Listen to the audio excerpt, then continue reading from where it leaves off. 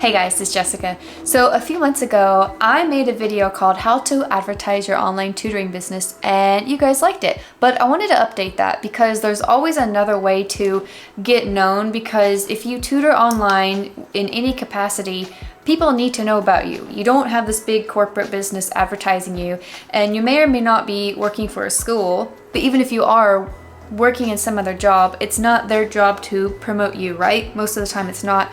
In fact, sometimes they don't even want you to. Really, my favorite way to promote our online tutoring services, PEZ Tutoring, is to use social media. If you're not on it, you just need to be on it right now. Or if you don't like being in charge of it, consider hiring a virtual assistant. I have one I could recommend to you if you need one, because they can actually use your content and regurgitate it like in a meaningful way to show what you offer. It keeps you relevant, not in like a celebrity kind of way, like, oh, you haven't made a movie in a year, you're not relevant. It's like parents and other students and even other tutors who are online, if they don't see you post anymore, they may not think of you anymore, you know? When you post things, especially when you post meaningful content like a video, if you go live on Facebook, if you post really cool stories, or if you interview people, or if you post anything on Instagram, even other things like LinkedIn, which I really don't like as much, but if you use anything like that, you're going to be fresh on people's minds, because you're going to be posting things like, here's a book I recommended, here's a math problem that I helped a student work through, I can help other students work through these math problems too, contact me today. See, you can make a YouTube channel. Be sure to go live. Today when I had a moment, I went live in my parent Facebook group, and I call it parent, but it has a few other people in there, like parents, students, and just maybe other people like fans of PEZ Tutoring, whomever that might be, right? So here are the lives. I use a free service called StreamYard, which connects and allows me to go live, and if you need help with that, message me, I can show you. I've had a virtual assistant kind of help me keep track of the group otherwise, but going live actually shows people that you're there, that you're the face of the business. You're not just some faceless, nameless tutoring business that posts pretty little posts. Like, I like pretty posts, but if you're on social media, I mean, let's face it, parents are on there, students are on there, they'll look and they'll see you as being a person who's accessible. Sometimes it's just more comfortable for people to message you through Facebook or YouTube or Instagram or anything else. Sometimes that's less intimidating than filling out those website contact information, because sometimes a website, although it is a good idea to have one, they can feel corporate, they feel more detached and just less personal, you know? Be thinking about which social media outlets do you like. If you know a lot of people on Facebook, since Facebook's been around for so long, create that group that I did. Even if you only have 5 people in your group at first and they're all just friends and not like potential clients or current clients, get into the habit of going live and talking about your business. I've noticed that over time, I've gotten a lot more comfortable and more articulate talking about PEZ Tutoring, because that's what I do every day. That's what brings in income. That's something I'm passionate about. And I just really want my message to be clear. It's not just about, ooh, I have a business, I get to work from home. It's, here's how I help people. But you kind of have to keep talking about it to keep it going. You shouldn't just create a website, create a Facebook page, and just sit and wait, right? You know, it's never that easy. They really just don't come to you like that. I'll mention this one again. Don't forget to promote yourself with clothing. Ta-da! You can get t-shirts made from Vistaprint. There's a chain that's in our region called Big Frog. You can contact them and say, hey, I have a logo, I have some writing I like to get put on a t-shirt. You know, you can get, ask me about my tutoring business on the back, and on the front is your logo, so-and-so, calculus and reading, or whatever you teach, probably not both of those at once. But it allows you to just have something that's there that people can just see organically. That way they ask you about it. You don't have to push yourself into a conversation and say, hey, does anybody need tutoring? It's never fun to feel like you have to do that. Another way to promote yourself is to be in the school. So actually tomorrow I might bring you guys with me, or I'll just report back later. I'm going to go and volunteer at a school to see how that goes. If you have any free time during the day at all, when you're not tutoring, probably in the morning, probably around lunchtime, maybe there's that one day or two a week that you just can't seem to fill with tutoring hours, see if you can put yourself into a position where students and teachers and parents will recognize your face. They'll know your name. They can have conversations with you, so you can build that know, like, and trust factor, because you probably are going to enjoy being around them anyway. And then you get to talk about your expertise and they'll start actually believing you instead of just seeing what you have on social media. I know it may not be comfortable for you to physically put yourself somewhere. After all, the joy of getting to work for yourself means you have that privacy, right? But I know that being super introverted and being shy about your business is not going to push your business forward. It's just not.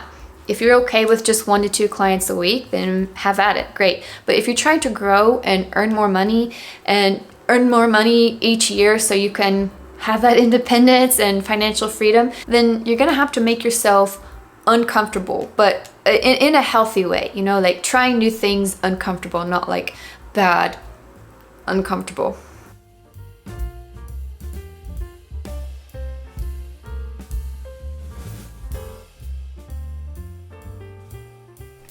Okay, I'm here at the school, and I gotta say, I do not feel good, but you know when you have those moments where you've promised yourself you're going to do something, you just gotta press on, you know? Like, I really just want to curl up in my reading chair today, but I don't think so. Let's go. I'm glad I went in there despite my nerves, and it turns out that school is very organized. They have a volunteer list where you can sign up for different duties throughout the semester, and so I was able to do that because I kind of know which days that I probably won't tutor, like, or for instance, Friday mornings, I try not to tutor. Those are for other tutor meetings and get-togethers online. If they did not really have an organized system, I would have felt like, this is sort of a shot in the dark. But being in the schools, at least visiting and shaking hands and speaking with people, gives you that opportunity to meet these counselors or other teachers who would say, yes, I know exactly who you can help. Let me put you in contact with this parent. And honestly, I know it's scary going into schools because, like I've said before in previous videos, sometimes schools don't trust you. If you don't have a kid who goes to that school, if you don't teach at that school, or if you don't have a family member who works at that school, they're going to look at you like, ooh, I don't trust you, especially in today's world. But my husband right now works at this school, and I know you're probably thinking, oh, well, no wonder you got in there. Your husband works there. Think about your relationships. You're a business person now, so it's really your job if you want to succeed and grow and be recognized for the value that you offer. Think about your relationships. Who works at a school? Who can you get to know who works in a school? Do you have anyone in your neighborhood or anyone at your church or something who works at a school? I would recommend reaching out and say, hey, you know, I'm looking to grow my tutoring business and I'd love to get to know more students, but since I don't currently work in a school or for a school, who can I speak to at your school who's like the tutoring person? Couldn't hurt. Fun fact, I won a book. If you've ever heard of Francine Rivers, just comment below. I've read a couple of her books, and I don't normally win things, so if I won a book, that's probably a good sign, right? Another simple but effective way to promote your online tutoring service is to network with other tutors.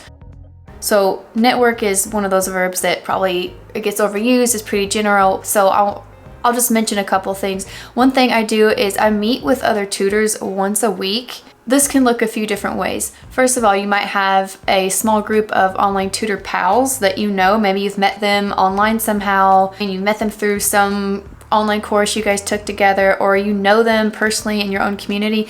Meet together and talk about your businesses. Talk about what's working for you. Talk about what can we do this week to move our business further? What can we do to get another student, or what are some teaching strategies that really work for your student that I can use too? You can network by social media and say, hey, I want to go do a live stream with you. Let's talk about my favorite online tutoring games that people love, and you and your friend can go online and you're talking about it. What's happening during that live stream? You are networking. You have a recorded video. Once that live is done, it's recorded, and you can share it to other people who see you and they say, oh yeah, she tutors online. I see her stuff all the time, or his stuff all the time. There is always some type of free online event, something really cool like this one right here. Now, some of them are free, some of them are paid, so that's totally up to you what you do. But if you show up and watch these recordings, if you show up and watch the lives, Listen to what people are saying, because this is professional stuff where you can ask questions like, do you have a parent Facebook group that works? If you want to run Facebook ads, how do you do that? Because maybe you don't know, but somebody else will know. Maybe you have a question about how to design stuff on Canva, or where should I put flyers up, or you see what I'm saying? There's things that you just don't know. There are things that I don't know, and I just ask other tutors. I look online and I see, oh, so-and-so is really good at that. I'm gonna reach out and ask them how they created that thing. You can comment in tutoring Facebook groups to offer value. You can ask questions, you can answer questions. And you know, it sounds like a lot, but it really would only take like maybe an hour or a week. I would recommend doing more if you really enjoy the networking aspect of it. But the worst thing you can do is just sit back and just wait for people to come to you. It's just really not going to happen that way. You've got to send little meaningful tidbits of messages or questions, and eventually the right people are going to latch on to you and say, hey, I've got a question. Can you help me with something? Or I can help you with something. The more you do that, the more you'll filter out the fluff, because not every part of networking is going to be beneficial to you. So you're going to know what to look for. Like, you might have people reaching out saying, hey, do you have any tutoring students you can give me? Well, if you're not really looking to hire anybody, that would not be a helpful avenue to pursue. The very last point I'll make today about promoting your online tutoring service is that you need to actually tell people what you're looking for. For instance, last week, a really strong online tutor reached out and said, hey, are you looking for a 9th grade literature student? And my first thought was, well, duh, unless I'm fully booked, I'm always open to anyone in 9th grade who needs help with writing and literature in their English language arts class, of course. But then it dawned on me, he probably wasn't sure, because I have not recently posted which students I'm looking for. So when you use social media to post, when you create videos, when you make comments online, talk about who you're looking for. You might have your website, you might have your Facebook, Instagram, YouTube channel, whatever. Look at all of your content and say, is it obvious which students I can help? Do parents and other tutors, when they look at my content, is it clear who I help? Because if it's not, if people say, well, do you tutor this or this? I mean, it's great if people ask you sometimes, sometimes you want them to ask, hey, I saw that you teach English. Do you also offer SAT English? Yes, that's fair, they should ask. But if you just say, I teach reading, or I teach elementary math, that might not be specific enough. Just tell people what you're looking for. I mean, you don't have to act desperate and say, help, I need students, my business is failing. But just say something like, I now have availability for 3rd to 5th grade struggling readers, and I'm looking forward to helping them. So let's recap. You should be on social media. You should wear your logo, or, oh yeah, and things like this, like my old video had the car sign.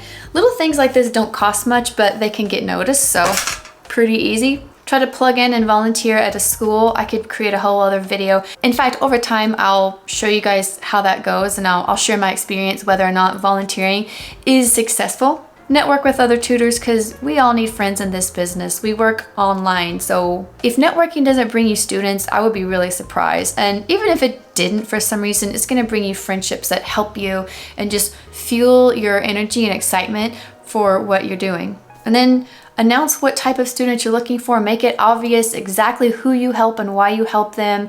That way it's specific so that people know your niche and they know who you help, why you help, all that. All right, guys, thanks for watching. Don't forget to like and subscribe, share. You know how it goes. And I'll see you in the next video. Bye.